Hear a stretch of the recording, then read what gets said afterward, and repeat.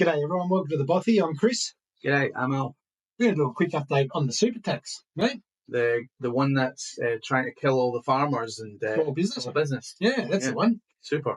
The Liberal Party came out today and gave it some qualified support, which made me nervous. James Paterson came out and said that if Labor get rid of a couple of elements, they'll support it.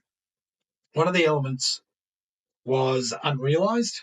Well, that's the gimme, isn't it? It's like unrealised tax. How can you tax something that they don't actually have? They've just got assets. Yeah. It's like, it's a no-brainer. Yeah, it's just criminal. It's sad.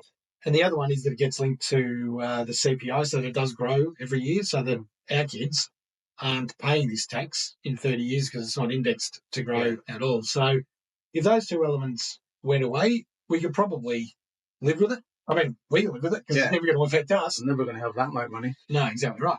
So, but if you knew it wasn't going to affect farmers, small businessmen and women, investors that use their self-managed super fund to structure their business as they've been advised over the years from financial advisors, accountants, etc., that had no idea these rules were going to change, then I can live with it. Yeah. If it is really genuinely only the rich paying it. Well, I can live with it if the people that are at the moment exempt from it are no longer exempt, because it's like what's good for us, it should be good for them. You know, they should pay it as well. It's good for the goose. It's good for the gander. Exactly right. Not what happening. So on that, Jim Chalmers, when he announced this, stated clearly that they were just following the coalition rules. But Jim, you might have told a little furphy because we understand Dr. Evil, Jim Chalmers, snake. What we are led to believe now is that the rules or the laws are being rewritten so that veteran politicians don't have to start paying this tax until they are fully retired. And by then, of course, they'll be able to find other havens for these investments to be in. They'll be able to pull it out of their super and they won't have to pay any tax. So, Jim, doesn't feel like you've been completely upfront there, mate. I think you or the party might have changed some laws to include some veteran politicians. And any rule that is made for you and I as the people and not the politicians or judges or state leaders is just wrong. I just think he's been eating too much bullshit. Yeah. Yeah. So, Dr. Evil, sort that out for us. Yeah, come on. Yeah. What's good for me is good for you. Quite right. Not that I won't play it. No. Interestingly, 2 other countries have trialled this, Sweden and Germany. So they brought in an unrealised capital gains tax as well. And it's still running smoothly. Well, that's what I imagine. No, not running at all. Surprising. So basically what happened is people either had to sell the asset or borrow more money to pay the tax on the asset because they didn't get any return. So it was a complete failure in Germany and in Sweden, and both countries ended up cancelling. And what, Jim Chalmers and the rest of them couldn't see what happened? Oh, wait, no, maybe they did see what happened and went, no, that's a way to get rid of farmers and small business. Yeah.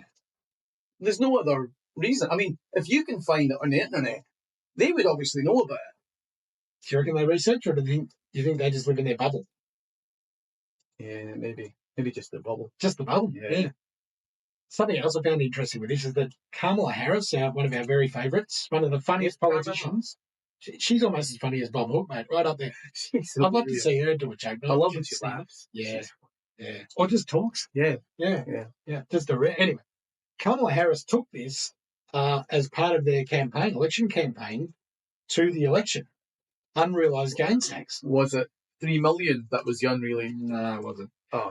So the 16th amendment states that you can't bring this tax in, it's illegal. So they were going to rewrite the amendment. Yeah. To allow an unrealised gains tax to be written in. And it was going to be called the billionaires tax, and it was going to come in for anybody who had more than $100 million in the bank. Or not in the bank, in assets. So that is that's a lot more reasonable, actually.